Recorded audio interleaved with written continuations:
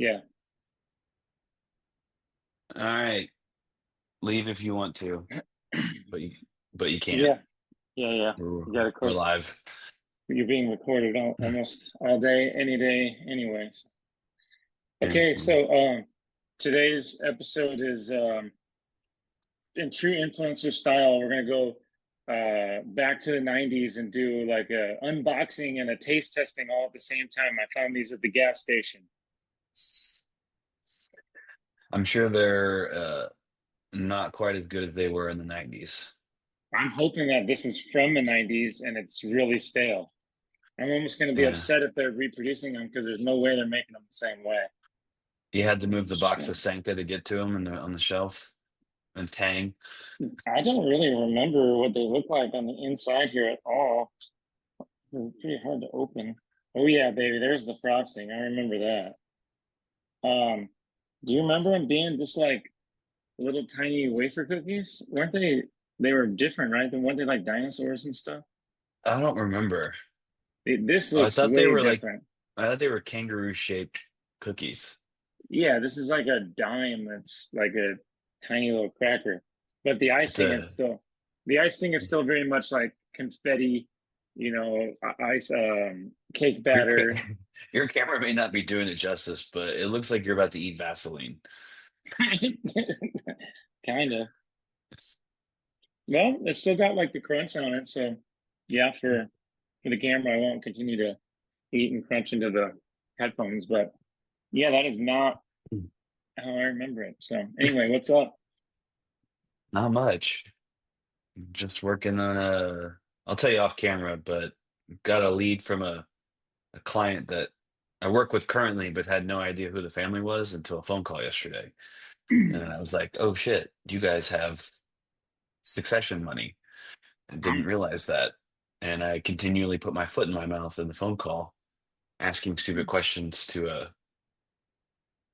ungodly wealthy person. Why are you buying this Sweet. house? Did you see the picture of it? Why wouldn't we buy it? I was like, oh yeah, that's a stupid question. Yeah, my bad, my bad.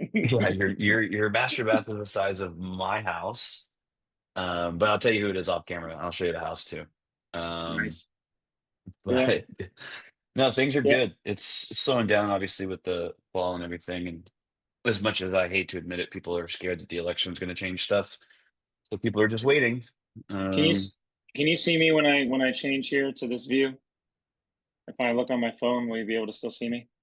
yep, I see you. All right. So the one thing I can bring up here, of course, it does that where Instagram. I was going to read you this Instagram story I just ran into, but of course, um, it moves immediately when you go back to it. It just refreshes. Hmm. Um, yeah. So election obviously less than 2 weeks away. Uh, who knows who's going to win at this point? All accounts are a dead heat. All the financial people are like, who cares who wins? The president doesn't affect my business. You see that a lot. So it's crazy. Well, I I don't think can't it's going find to it be as now. crazy as people think, but because you look Yeah. at trends, and I'm like, there's some movement with some of these numbers before and after an election. We talked about it before, but it's not Well, anything that's going to make or break anybody's but bank immediately. in perfect recent times, data predictions, like all the graphs show that the rates got better going into an election, and everything was following trends.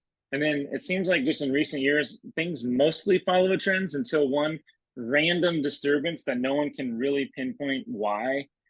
And that's kind of what we're running into here in the last 2 weeks is all the momentum that we gained over the last 2 months of like getting a percent or even sometimes 2% back in the rates, lost it all, and we're now back to 7+% for most people.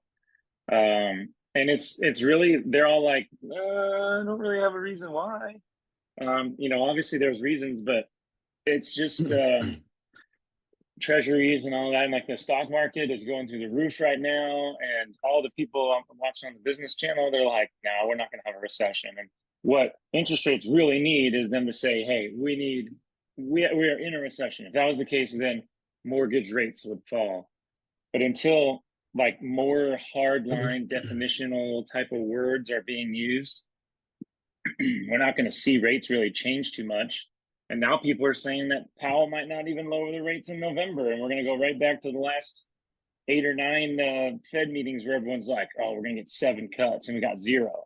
Hmm. So we're back to all these experts just predicting the market like they do. Sometimes they hit right-handed, sometimes they hit left-handed, and they don't really hit the ball from either side of the plate. So Yeah.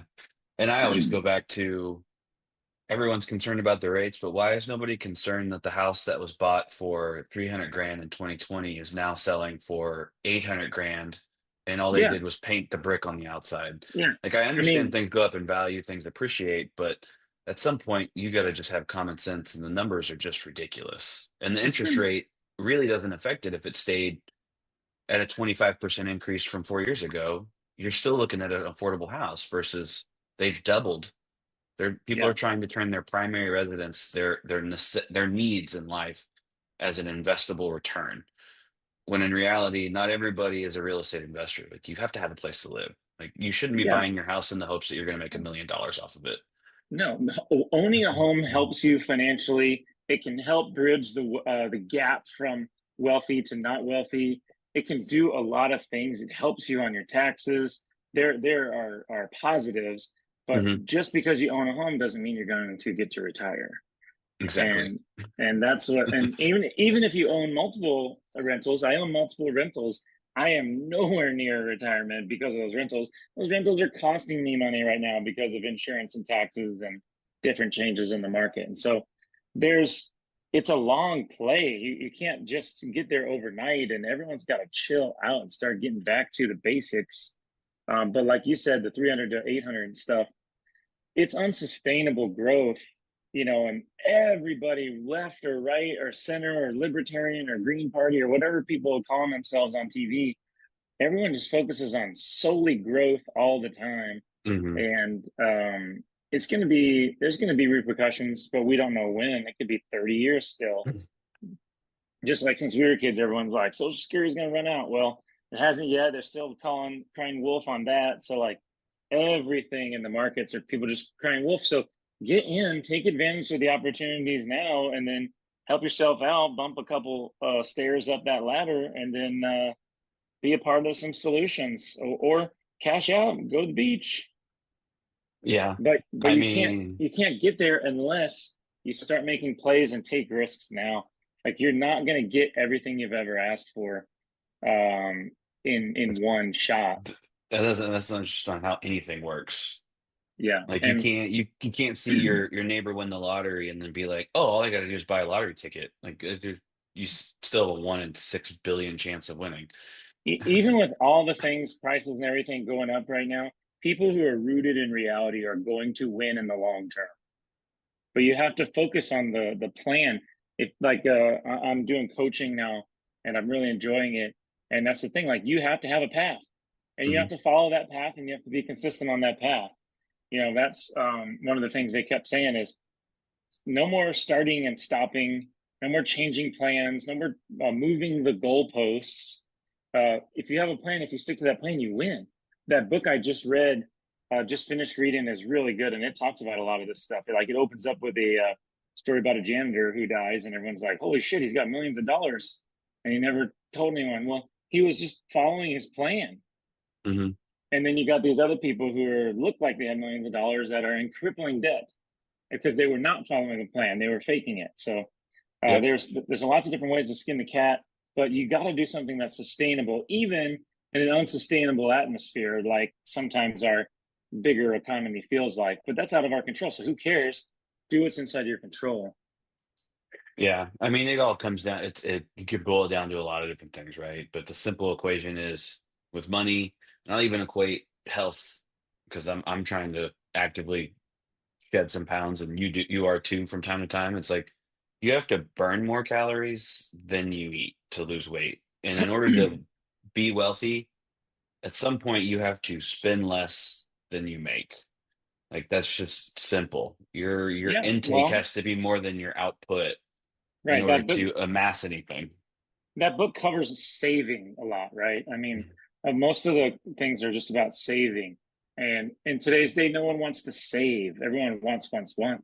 Like I have conversations with first time homebuyers all the time about what is a starter home. That home costs almost $1 million. That's not a starter home. Yeah. Yeah, I met with some agents this week, and I mentioned where I lived, and we were in Frisco, so obviously the price point's very different. Their clientele is different. And I mentioned, we got a house for under 300 grand 2 years ago in Crowley, and they were shocked. They were like, "Oh my God, you did?" I was like, "Yeah, it's only 1,300 square feet. It's small. That's what we considered a starter home, and that was at the top of our budget." Uh, and so it is relative a little bit, but if you're talking in general terms, like, yeah, a starter home is not $1 million, But and you it's should you also, should ignore that when you yeah, see it. and if you're, and this book says the same, every book and every training and every coaching says the same stuff. But like, if you think it would be embarrassing for you to live in that house or drive that car, then, we might need to talk about your goals and ambitions a little bit differently in a plan. Because if you're embarrassed, but you don't have what it takes to just go and nab the $1 million house that you want right off the street, then you shouldn't be embarrassed. You should be proud that you Hmm. own something. You should be proud that you've put yourself in a position that most Americans aren't in, or couldn't even get in, to be able to buy. Because if you can afford to buy right now, and you can qualify to buy right now, you're beating a lot of people. There's a lot of people that cannot qualify to buy anything. And then you have the conversation, well, yeah, that's not really what I'm looking for. It fits like 7 out of 10 boxes. Holy shit, that's Hall of Fame numbers. Let's take it.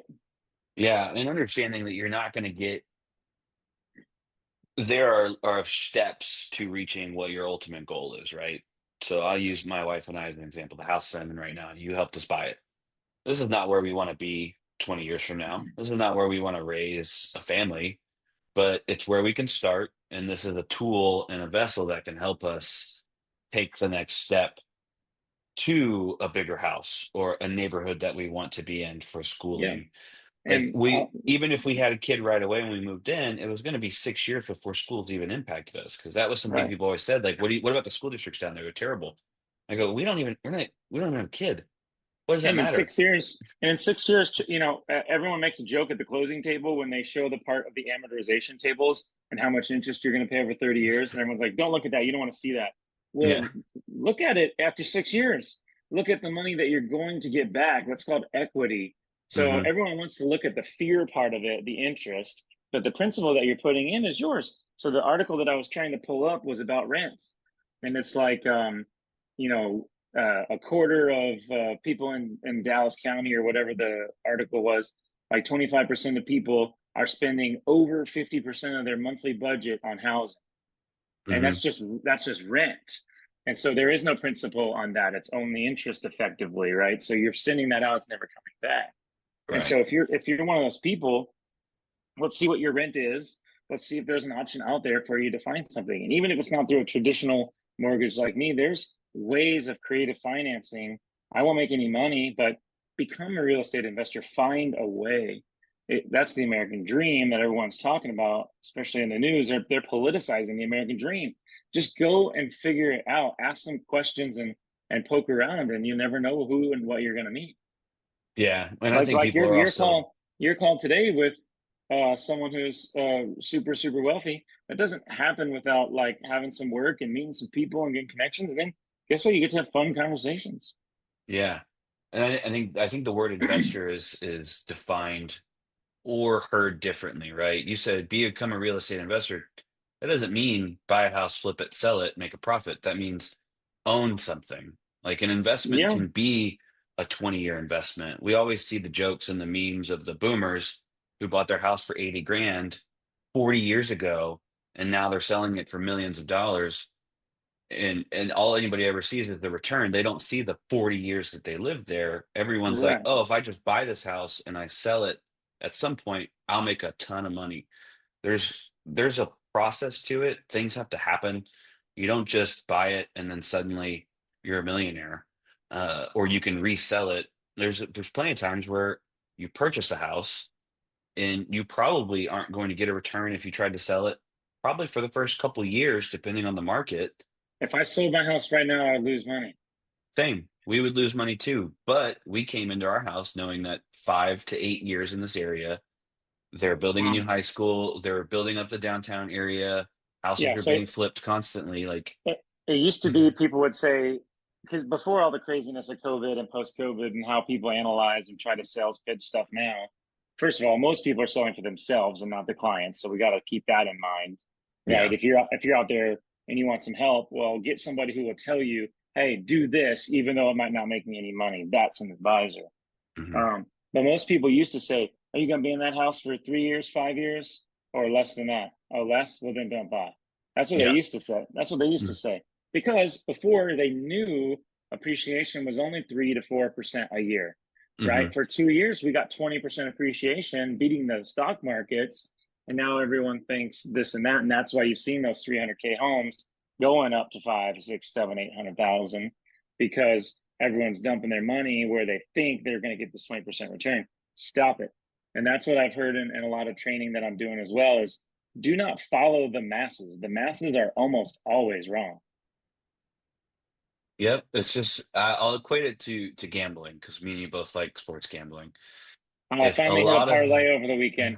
I gotta tell you my travel story too. We got stranded for 24 hours, and then so in I Milwaukee, saw so that. we walked to the casino down there on the Monday night game, Ravens, and hit a little five legger. But Nice. we couldn't get back to the casino to collect, so we have to mail it in. Oh man. I'm sure that'll get lost in the mail somehow. We'll find out. But I mean, it's just like gambling, right? You said don't follow the masses. The lines move based on how people bet. Yeah, they're So stealing it's money from. Okay, the 80% of the money is over here. Well, 20 over here is probably going to end up winning. Like the house, yeah. Vegas is huge and really nice. Yeah. Exactly. It's only growing. Um, but no, I mean it's all about just getting information too. I mean, we beat that into the ground every time we talk. Like it's great to see the fluffed up videos on Instagram, but don't just stop with the headline. Like look into it, read a little bit, talk to Well, somebody. and if you look and you listen to their conversations, and then you look on their page and there's just really not much there, that's someone who started a goal, stopped it, started, stopped it. That's what some of my stuff looks like that right now, but it's improving because I'm on a path now with a lot more clarity. And that's a Hmm. huge difference. And it's taken me 10 years to find clarity. So clarity doesn't just pop up in your brain either. And then you get it Yeah. one day, and the next day you're like, what the fuck is going on? So you have to stick with it. And even as an owner, not even in the business part of it all, you're still in the business. You have to stick with it. And if you're not planning on sticking with something for, X amount of time to be able to recover your initial investments, then you don't understand the markets. Because I'm thinking about making some investments right now, and you're looking at it and you're like talking to people wanting to partner with you, and you're like, you're not going to make any money in the first year. You know that, right? Like the money you're putting into it, you don't just get that back. Yeah. That you get that back and more after a while. Hmm.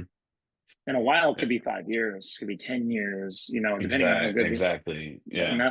that's what they call cap rates and all that kind of stuff. You got to understand that.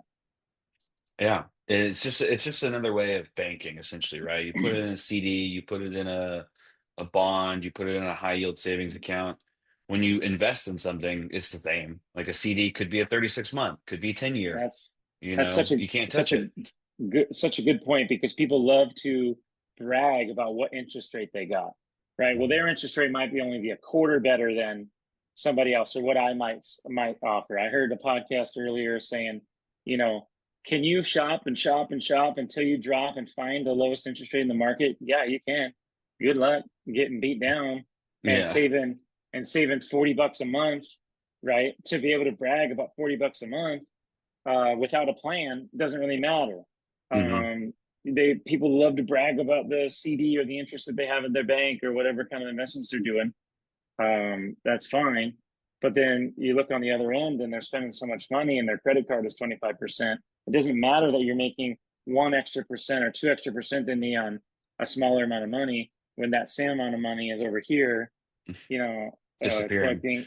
Yeah. So let's look at the whole situation, right? Mortgage coach, they always like to talk about total cost analysis. That really helped me a lot when I started watching their stuff. Total cost. Like, let's Hmm. look at the whole picture. Just because on the mortgage side, the credit report doesn't show your phone bill, doesn't show your car insurance, we're not putting that into the debt to income ratio. That is the stuff that can make or break you. So let's make sure we're paying attention to all the small details. I'm every Friday now, Nick Saban's on the Pat McAfee show. And I mean, he's the greatest of all time in terms of college coaching and helping young people and families and careers for decades. And it's details. They talk about the Hmm. details. And so you got to look at everything. And it is kind of irritating sometimes when you hear the masses talking about their investment goals. Like, a couple episodes ago, we talked about the people I heard on the treadmill next to me, and I just wanted to smack them in the face. Yeah, and he didn't want to refi. He was like, it's only $400, and now the rates are now where you can't even refi. Yeah, now if you want to refi now, you can give me $200 a month. Yeah, it's the. I mean, it always comes down to we say it, we hear people say it. You can't predict, you can't time it perfect. You know, And you if you just there's try, no you way will to. lose.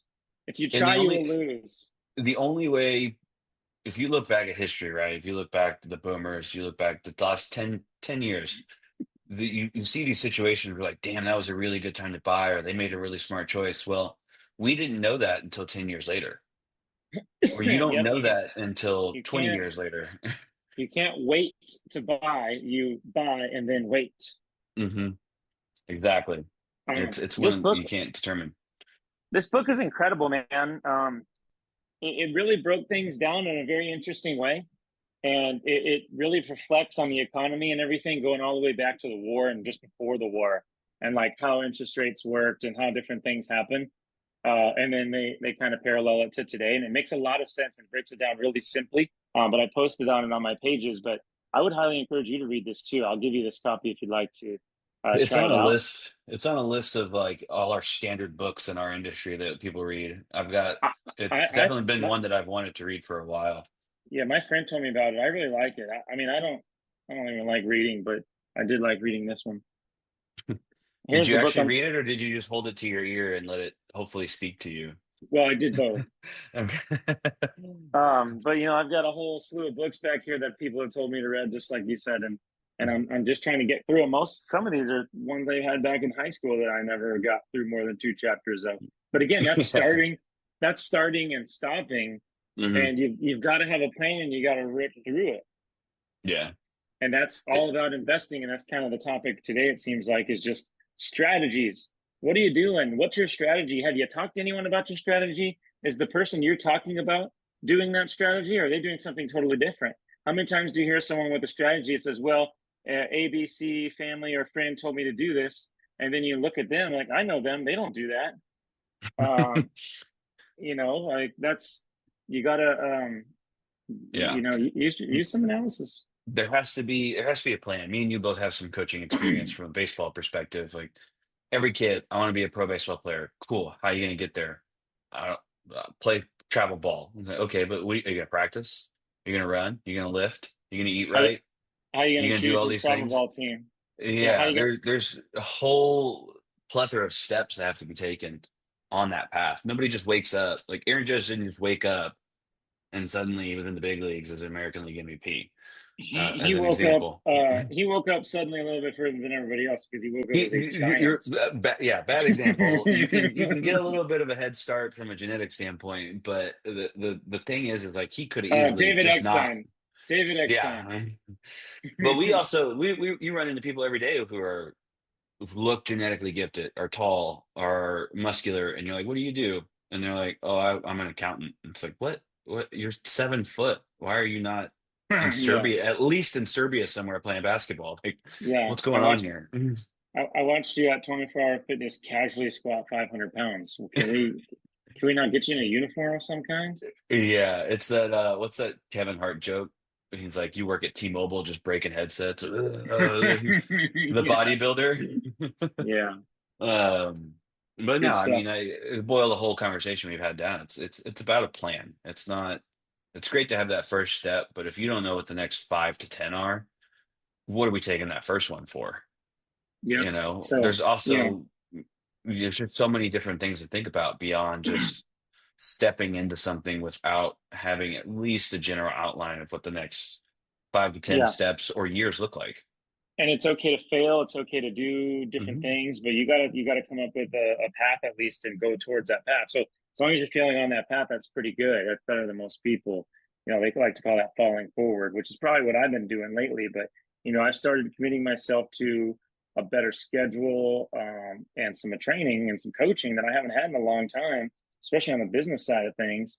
And it's really good. It's invigorating, and we'll try to bring a little bit of that to each time we talk about, kind of topics wise and everything. But just the world and chat GPT and the way to integrate it into your business and all that, it's so exciting. And it can be, you know, game changing. And so, Yeah. but it's I've always had a plan and a path, but now I get to be specific about it. Hmm. And then everyone likes to use that word intentional. I don't always like using the words everyone likes to use, but intentional. um, and so, yeah, so let's close with, over the next week or so, what is your plan? So you're a sales professional, me too. What are the things that you've been doing and working on that you're grinding out right now as your plan? Because a lot of people, like to listen or watch people, and they don't always know that they're going through it too. It's really important to let people know, like, we might be doing well, but you have to do more to keep doing well, right? We have to work harder and do more than ever to stay on the same level these days. So Yeah. if I you mean, if you want to go up a level, my goodness, you really need to start doing more. yeah. I mean, honestly, just daily things that are just becoming, like you said, the word we hate, more intentional. Just paying a little bit more close attention to things. Um, from a I just marketing don't like it perspective. because it sounds too influency. That's not Yeah, you know. yeah. I mean, from a marketing standpoint, us being committed to this, talking every week, is a huge step in the right direction. We used to do this not recorded, and we'd end up drunk at 4 o'clock on a Friday and get no work done. So Yeah, you can still, but and that's the whole thing though. Like once you have a plan and you follow the plan, you can do whatever you want at any given time. Like most people that are really killing it and making millions and millions of dollars a year, they don't work on Fridays. Period. yeah, exactly. So just being a little more intentional, staying more focused on the social media stuff, quite not as committed to it as I'd like to be.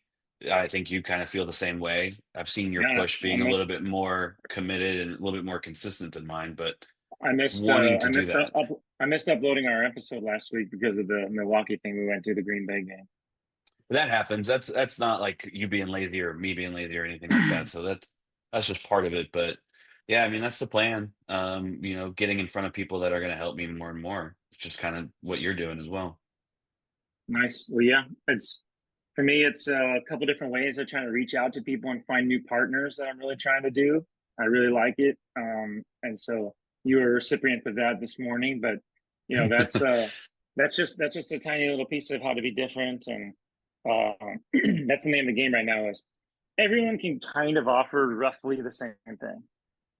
So, Hmm. but are you going to do it well once they accept that offer?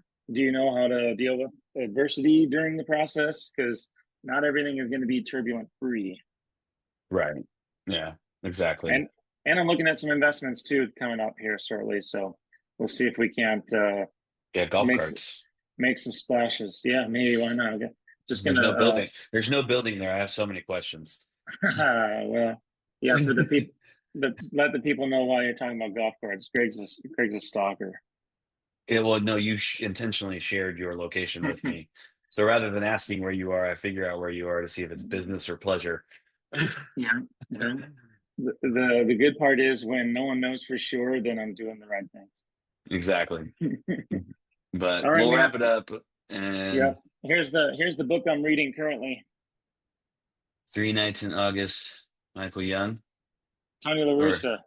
Tony LaRusso. Sorry, I can't read it. It's backwards.